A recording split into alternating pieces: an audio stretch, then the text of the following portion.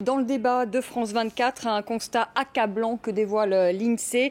Un Français sur 7 vit sous le seuil de pauvreté, c'est-à-dire avec moins de 954 euros par mois. La crise qui a aggravé le sort des plus démunis. À l'inverse, toujours selon ce rapport, les Français les plus aisés, eux, n'ont pas été touchés par cette crise. Alors comment un pays développé comme la France peut-il compter autant de pauvres? Faut-il taxer les plus riches? Le gouvernement s'y est engagé. Une taxe de 3% sera appliquée temporairement à près de 10 000 contribuables dont le revenu fiscal excède 500 000 euros. Mais est-ce suffisant? Nous allons poser la question à nos invités. Je vous les présente tout de suite. Chantal Brunel, bonsoir. Bonsoir. Vous êtes députée UMP de Seine-et-Marne, membre de la commission des finances. Noam Léandri, bonsoir. Bonsoir. Vous êtes secrétaire général de l'Observatoire des inégalités. Alain Cohen-Dumouchel, bonsoir. Vous êtes membre d'Alternative libérale. Vous avez écrit un article qui a été publié sur le site Atlantico, intitulé « Taxer les riches, une fausse bonne idée ». Et puis Vincent Drezet va nous rejoindre dans un instant. Il est co-auteur de « Il faut faire payer les riches ». Il est fiscaliste et membre du conseil scientifique d'Attac. La France comptait en 2009 8 200 000 pauvres. Selon le Secours populaire français, la situation se serait depuis aggravée. Alors qui sont ces pauvres de France? Tout de suite les précisions avec Jean-Paul Chapelle. L'impact de la crise économique a été ressenti nettement à partir de 2009, confirmation statistique. En un an, le nombre de pauvres en France est passé de 7 800 000 à 8 200 000. En proportion, le nombre de personnes vivant sous le seuil de pauvreté est passé de 13 à 13,5%. Des pauvres qui vivent avec moins de 954 euros par mois, une pauvreté qui s'explique d'abord par la hausse du chômage. Les chômeurs sont plus touchés que les autres par la pauvreté, puisqu'il y a plus d'un tiers des chômeurs qui se situent sous le seuil de pauvreté. Ce qui s'est passé en 2009, année de crise, c'est que le chômage a globalement augmenté. Mais il a augmenté plus rapidement au sein des personnes modestes. Si la pauvreté s'est aggravée avec le chômage, elle n'a pas épargné cependant les salariés. Des emplois plus précaires, moins rémunérés. Résultat, les actifs vivant sous le seuil de pauvreté sont plus nombreux, passant de 9,5% à 10,1% de la population. L'INSEE note que les différentes allocations comme le RSA ont permis de limiter les effets de la crise. Cependant, les inégalités se sont creusées en un an. Pendant que les 10% les plus modestes ont vu leur niveau de vie baisser de 1,1%, les 10% les plus aisés ont vu leur niveau de vie augmenter de 0,7%. Noam Léandri, comment se fait-il qu'un pays aussi développé que la France compte autant de pauvres? Alors, j'ai envie de dire, pardonnez-moi ce débat, mais il y a la question de l'indicateur. C'est-à-dire que c'est un peu technique, mais malheureusement, on a un indicateur qui est un indicateur relatif. On compare la population de gens qui ont moins, disons, que le revenu médian. Le revenu médian, c'est que c'est par la population de. Disons qu'on va regarder par rapport à l'ensemble de la population comment est-ce qu'on se situe. Et il se trouve que, 950 euros par mois, par individu, c'est ce qui ça a été déterminé par rapport au reste de la population. Et donc c'est un indicateur qui est relatif. On aurait pu dire, au lieu de prendre 60% du revenu médian, je prends 50%, et dans ce cas-là, je diminue par 2 le taux de pauvreté. Donc c'est juste pour dire, dans un pays riche, voilà, qu'est-ce qui serait un taux de pauvreté par rapport au reste, à l'ensemble de la population. Alors, c'est pas si catastrophique. Il faut voir, comparé à d'autres pays, le taux de pauvreté en France est plutôt faible. Quand on entend quand même un Français sur 7, ça paraît quand même pardonnez-moi, mais énorme. Voilà, prenons l'autre indicateur qui est présenté également dans la publication de l'INSEE, qui est 50% du revenu médian. La moitié du revenu qu'a au moins la moitié des Français. Et dans ce cas-là, je divise par 2 le taux de pauvreté et le nombre de personnes pauvres. Et donc, c'est une autre forme d'indicateur qui n'est pas plus fausse que l'autre. Alors comment expliquer que la crise de 2008 ait aggravé les inégalités entre les riches et les pauvres, que les pauvres sont encore devenus plus pauvres et que les riches s'en tirent plutôt bien et que même certains sont même devenus plus riches? Malheureusement, c'est le constat assez classique qu'on peut dresser dans l'histoire. C'est à chaque fois qu'il y a une crise économique, ça a été les années 30, ça a pu être ensuite dans les années 80 ou 90. Ce sont toujours les revenus les plus modestes qui en pâtissent les premiers par le chômage. Et le chômage touche principalement les catégories les moins éduquées, les catégories sociales les plus faibles, donc les plus modestes. Donc on sait systématiquement finalement quand il y a crise économique, c'est un fait, les plus pauvres qui pâtissent de cette crise et les riches s'en sortent bien. Alors Chantal Brunel, sachant ça, pourquoi le gouvernement n'a pas fait plus vis-à-vis de ces gens pauvres et au lieu de faire pour les riches ? Écoutez, le gouvernement a fait pour les pauvres. Par exemple, relever les minima sociaux, par exemple, au lieu de mettre en place des niches fiscales. Non mais attendez, madame. On a fait le RSA, on a fait la prime pour l'emploi. La réforme de l'ISF aussi, de l'impôt de solidarité sur la fortune. Oui, mais alors attendez, moi je me suis abstenu sur cette réforme parce que j'étais pour qu'on supprime le bouclier fiscal et je trouve qu'on a été trop loin dans la réforme de l'ISF. J'ai déposé des amendements où j'ai été battu pour que le seuil de l'ISF commence à 1 million et pas 1,3 million et pour qu'on ait un troisième taux. N'empêche qu'on a divisé par 4 l'impôt des plus riches. Non mais attendez, je veux dire, ne dites pas, nous avons fait beaucoup pour les plus pauvres, pour les démunis. Mais vous savez pas le nombre de milliards. On parle de 1,5 milliard pour le RSA et de 2 milliards pour l'ISF. Attendez, vous savez combien on fait chaque année la redistribution sociale sur le budget de l'État? Oui, mais facilement. Le taux de prélèvement obligatoire, c'est plus de 50% de la richesse annuelle. 60% des dépenses de l'État, c'est de la redistribution sociale. Et quand vous dites, moi-même, en tant que député, je vais aussi, j'aide le Secours populaire, je vais au Resto du Cœur, je vois effectivement ce qui s'y passe. C'est vrai qu'on est dans une société difficile et que le premier accident de la vie et je veux dire, souvent ne pardonne pas. Alors, le gouvernement a aujourd'hui fait une proposition qui est sur le revenu fiscal de référence. Qu'est-ce que c'est qu'un revenu fiscal de référence? C'est-à-dire l'ensemble des ressources d'un ménage, une taxation de 3% exceptionnelle. Moi, je déposerai des amendements pour baisser ce seuil de 500 000 euros. Parce que ce que les personnes n'ont pas toutes compris, c'est qu'on est sur 500 000 euros par part. Donc un couple avec 2 enfants, on est à 1,5 million.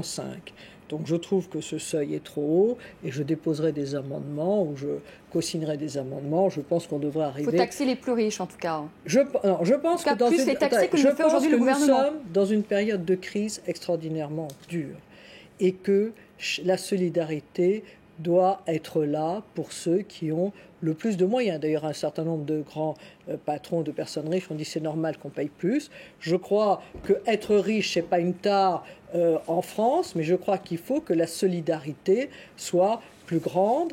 Et je pense que le seuil de 500 000 euros par part me paraît trop élevé. D'ailleurs, on voit que ça rapporterait 200 millions dans les estimations et que ça touche peu de gens. Je pense qu'il faut, dans une période difficile, que chacun fasse un peu plus en fonction de ses moyens. Vincent de Rezay, c'est quoi aujourd'hui être riche? Parce qu'on entend tout. On entend François Hollande avoir 4 000 euros par mois, c'est être riche. Alors c'est quoi être riche aujourd'hui? Parce que vous en parlez dans votre livre, il faut faire payer les riches. Et d'ailleurs sans donner de définition précise, parce qu'il n'en existe pas, c'est impossible de dire à partir de tel niveau on est riche, qui signifierait qu'en dessous on appartient au classe moyenne. Non, il y a une graduation. Ce qu'on peut quand même dire tout de même, c'est que dans le paysage des inégalités en France, on a, je pense que l'Observatoire a largement plus de données là-dessus, mais une relative stabilité entre les 10% les plus riches et les 10% les plus pauvres. En revanche, au sein des 10% les plus riches, il y a effectivement un développement des inégalités au profit, pour faire court, de 1%, du 1% les plus riches. Et dans ces 1%, ce qui est intéressant de noter, c'est qu'on ne retrouve pas des gens qui vivent principalement du revenu du travail et des salaires. Ce sont principalement les revenus du patrimoine, parce qu'il y a également une grande concentration des patrimoines sur ces catégories de population, qui sont les sources de revenus et de richesses. Donc ça veut dire que si on voulait schématiquement cibler une catégorie, un profil de riche, on pourrait dire que c'est quelqu'un qui a un patrimoine important, qui lui procure plus de la moitié de ses ressources et qui gagne plusieurs centaines de milliers d'euros. On va le dire comme ça, plusieurs centaines de milliards d'euros. Je termine juste là-dessus, plusieurs centaines de milliers d'euros. Ensuite, effectivement, on peut avoir des personnes qui n'ont pas hérité, qui n'ont pas un gros patrimoine et qui ont réussi dans la vie. Et ceux-là, d'ailleurs, s'ils sont riches, c'est grâce à leur travail. Et leur donc travail il faudrait moins les taxer, c'est-à-dire que ce revenu d'activité, c'est-à-dire ce revenu qu'on a gagné de par son travail, il faudrait qu'il soit moins taxé par rapport au revenu du capital, du patrimoine? Plus exactement, il faudrait que le revenu du patrimoine soit taxé comme les revenus du travail, ce qui n'est pas le cas en France. Moi, je voudrais quand même faire une remarque. Je préfère quelqu'un de riche qui reste en France, qui dépense dépense en France et qui investit en France que quelqu'un de riche qui est parti à l'étranger. Et on est quand même dans un pays ouvert. On n'a pas des barricades autour de nous, on n'a pas des barbelés, et vous connaissez la fuite des capitaux, la liquidité des capitaux et des cerveaux. Voilà. Donc je crois qu'il faut qu'on fasse attention. Non mais attendez, il faut qu'on fasse attention à ne pas paupériser les délocalisations, ça existe, la fuite des cerveaux, la fuite des intelligences, la fuite des capitaux, et faisons attention à un juste milieu dans une période difficile qu'on demande un peu plus à une taxation exceptionnelle. Je suis tout à fait favorable et je pense qu'il faut aller un peu plus bas pour toucher davantage de personnes. Il faut bien expliquer que c'est provisoire et qu'on demande à ceux qui ont beaucoup plus, à titre, tant qu'on n'aura pas réglé le problème du déficit et de la crise, et à ceux qui ont plus, de participer plus. Mais juste sur la question, excusez-moi, mais de l'économie ouverte, c'est un fait, et on peut tous déplorer, par exemple, le manque d'harmonisation fiscale en Europe. Mais ce qui est un fait aussi, c'est qu'on a l'impôt sur le revenu le plus faible d'Europe et des pays de l'OCDE, et qu'il existe tout de même des marges de manœuvre, y compris dans ce contexte d'économie ouverte et de concurrence fiscale. Et s'agissant de la fuite des capitaux et des cerveaux, il y a peu d'études d'ailleurs sur le sujet. C'est d'ailleurs assez intéressant. Attendez, l'impôt sur le revenu, il n'y a pas un Français sur deux qui paye l'impôt sur le revenu. Vous savez qu'on a exempté énormément de personnes. Y compris les plus riches. Alors, et vous avez vu qu'on a exempté énormément de personnes. Il faut dire les choses précisément. Pourquoi les gens payent? Mais il y a d'autres impôts, Chantal Brunel, qui touchent, TVA, par exemple. Mais oui, il y a la TVA. Alors finalement, est-ce qu'il ne fallait pas baisser, par exemple, la TVA et au moins de niche fiscale? Parce qu'il faut quand même dire, il y a quand même des chiffres qui disent que les riches en France, avec toutes les niches fiscales, ceux qui devraient payer 40% d'impôts, finalement n'en payent plus que 20%. Très peu d'impôts, effectivement. Alain Cohen-Mouchel. Je crois qu'avant de se poser le problème de la taxation, peut-être se poser le problème des dépenses. Donc les dépenses publiques en France, on a atteint le chiffre astronomique de 56% du PIB. Et on peut se poser la question déjà, avec ces dépenses-là, à quoi on arrive? C'est-à-dire, est-ce qu'on a fourni de l'emploi aux jeunes aux plus de 50 ans? Est-ce qu'on assure la sécurité dans les grandes villes? Est-ce qu'on paye nos retraites et on rembourse correctement nos soins, nos paires de lunettes, etc. Est-ce qu'on a intégré les populations issues de l'immigration? Bon, je veux dire, la morosité française, les Français sont très pessimistes sur l'avenir, montre qu'on n'a pas réussi, quoi. Je veux dire, avec 56% de dépenses, on n'a pas réussi. Et 56% de dépenses, qu'est-ce que ça veut dire? Ça veut dire que les classes moyennes payent à l'heure actuelle, ou vont payer dans très peu de temps, mais on n'est pas loin du tout, 70%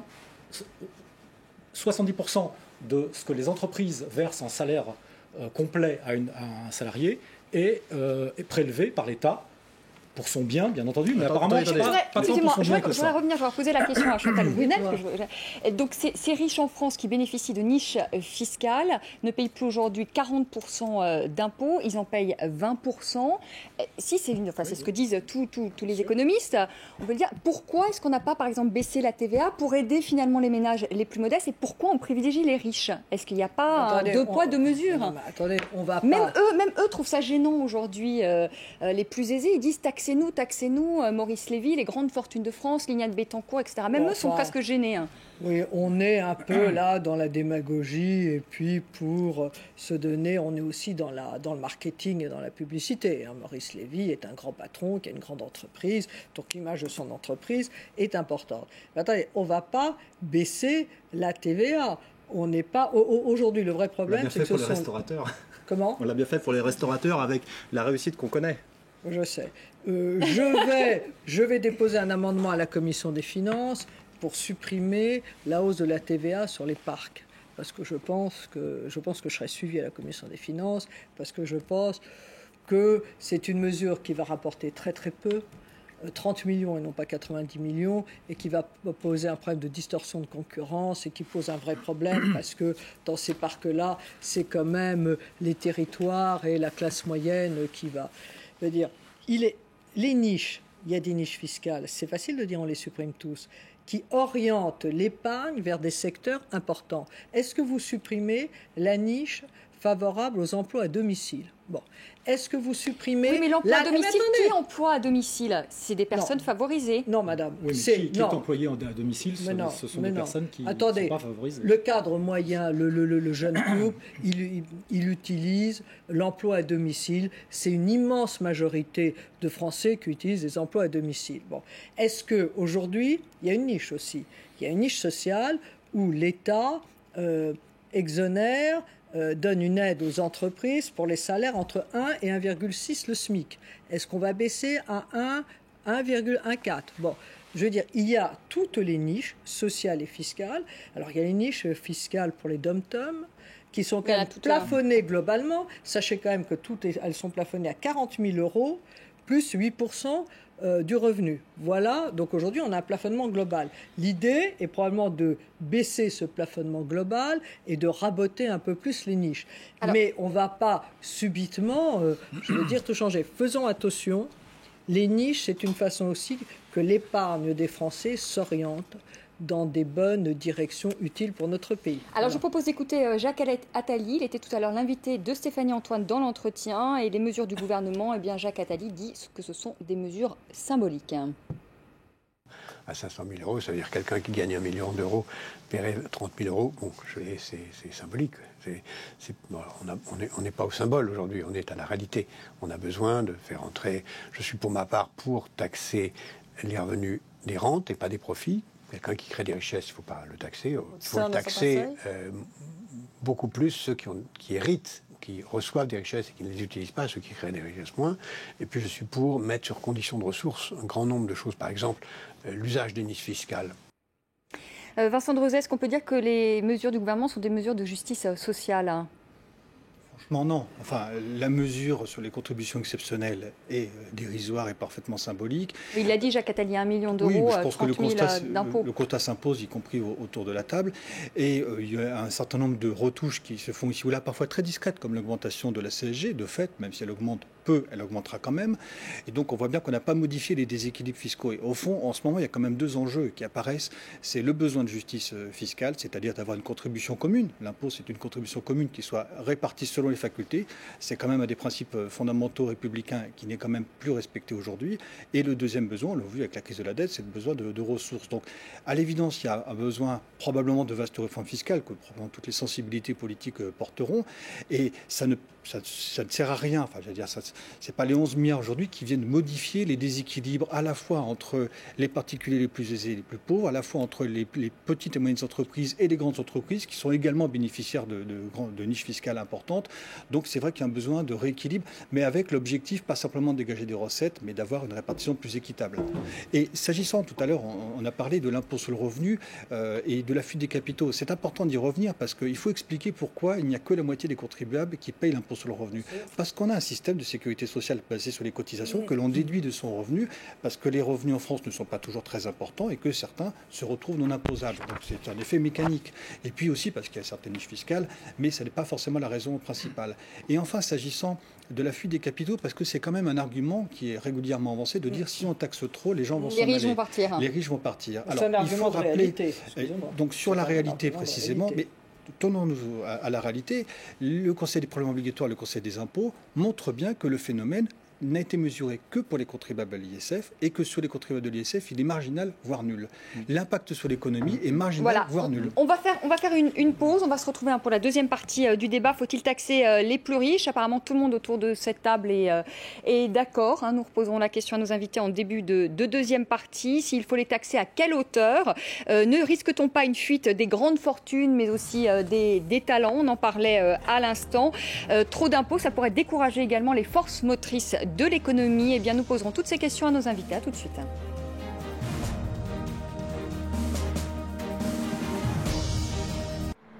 Il y a 10 ans, des avions frappent les tours du World Trade Center de New York et le Pentagone à Washington. Terrorist attacks can shake the foundations of our biggest buildings, but they cannot touch the foundation of America. Ce matin du 11 septembre 2001, le monde a changé. Terrorisme, invasion de l'Afghanistan, guerre en Irak, intolérance.